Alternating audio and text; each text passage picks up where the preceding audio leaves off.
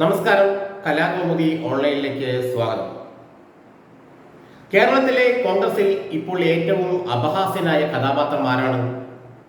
V D Satheesan തന്നെയാണെന്നാണ് കോൺഗ്രസ് നേതാക്കൾ പറയുന്നത്. കേവലം ഒരു MLA കൊണ്ട്, അതും ഒരു ജൂനിയറായ MLA കൊണ്ട് ഒരു രാജി എഴുതി വാങ്ങാൻ പോലും കഴിയാത്ത ഒരു നേതാവായി കോൺഗ്രസിന്റെ നിയമസഭാ കക്ഷി നേതാവ് മാറിയിരിക്കുന്നു എന്നാണ് ഇപ്പോൾ കോൺഗ്രസ് നേതാക്കൾ അടക്കം പറയുന്നത്.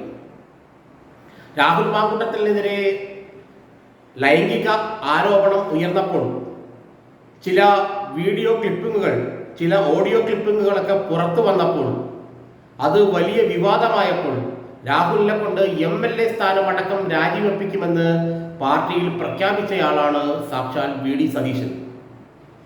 രാഹുൽ മാങ്കൂട്ടത്തിനോട് MLA സ്ഥാനം രാജിവെക്കണമെന്ന് സതീശൻ ആവശ്യപ്പെട്ടപ്പോൾ അദ്ദേഹത്തിന്റെ പ്രതികരണം, രാഹുലിന്റെ പ്രതികരണം അത്ഭുതാവഹമായിരുന്നത്രേ. പോയി പണി നോക്കാനാണ് രാഹുൽ മാങ്കൂട്ടത്തിൽ വി ഡി സതീശനോട് പറഞ്ഞതത്രേ. രാഹുൽ മാങ്കൂട്ടത്തിന്റെ തലതൊട്ടപ്പനായ ഷാഫി പറമ്പിലിനെ കൊണ്ട് സമ്മർദ്ദം ചെലുത്തിക്കാൻ വി ഡി സതീശൻ പരമാവധി പരിശ്രമിച്ചു. എന്നാൽ ഷാഫി സമ്മർദ്ദം ചെലുത്താൻ തയ്യാറായില്ലെന്ന് മാത്രമല്ല, നിങ്ങൾക്ക് വേറെ പണിയൊന്നുമില്ല എന്ന ചോദ്യമാണ് തിരിച്ചുണ്ടായതത്രേ. ഇതോടെ വി ഡി സതീശന്റെ പിടിവിട്ടുപോയെന്നാണ് കോൺഗ്രസ് നേതാക്കൾ പറയുന്നത്.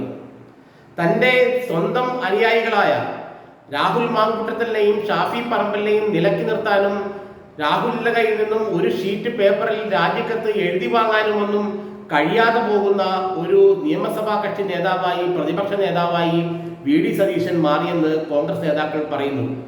രാഹുൽ മാങ്കൂട്ടത്തിന് പാലക്കാട് സീറ്റ് വാങ്ങിച്ചു കൊടുത്തത് വി ഡി സതീശൻ തന്നെയായിരുന്നു.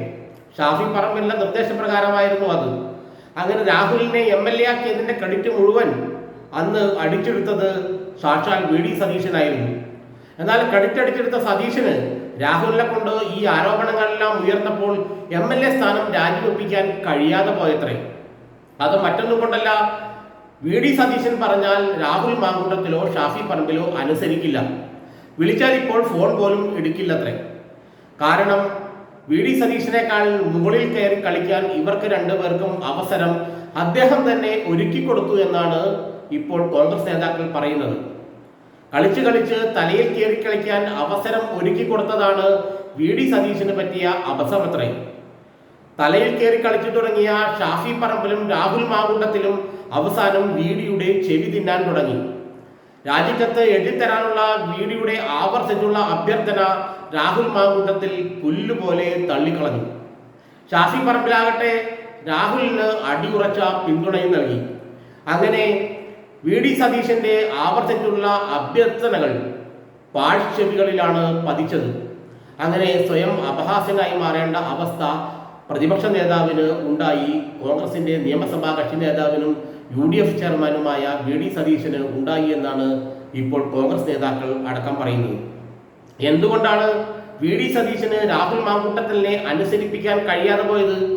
അത് വി ഡിയുടെ നേതൃപരമായ വീഴ്ചയാണെന്നാണ് പല കോൺഗ്രസ് നേതാക്കളും വിശ്വസിക്കുന്നത്.